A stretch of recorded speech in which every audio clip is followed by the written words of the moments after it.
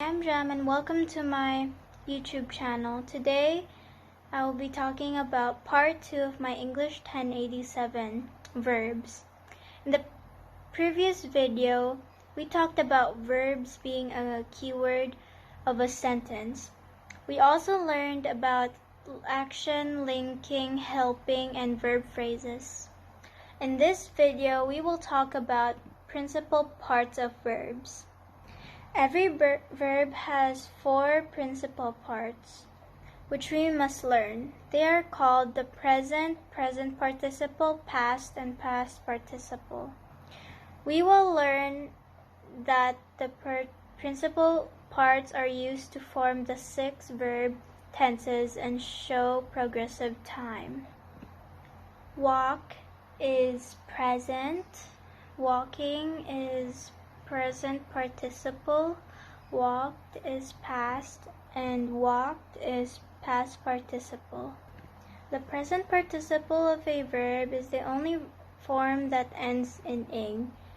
It is always used with the state of being helping verb. For example, was walking.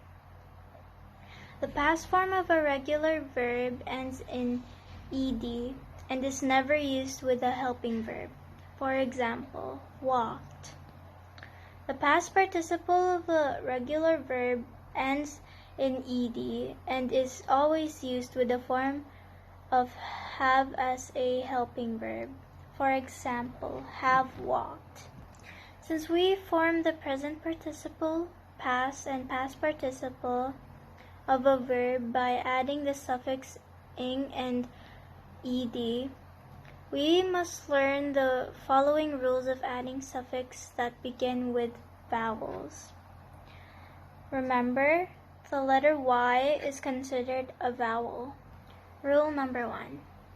If one syllable word ends in a consonant with a single vowel before it, double the consonant before adding ing or ed. For example, can, canning, and canned. Rule number 2. If a word of more than one syllable ends in a consonant with a single vowel before it, double the consonant only if the accent falls on the last syllable. For example, emit, emitting, and emitted. Rule number 3. If a word ends in e, drop the e before adding ing or ed. For example, accuse, accusing, and accused. Rule number 4. If a word ends in y with a consonant before it, change the y to I before adding ed. For example, occupy, occupying, and occupied. Lastly, rule number 5.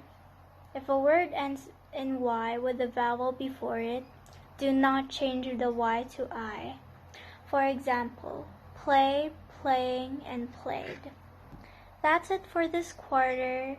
Next quarter, we might learn something more. Bye!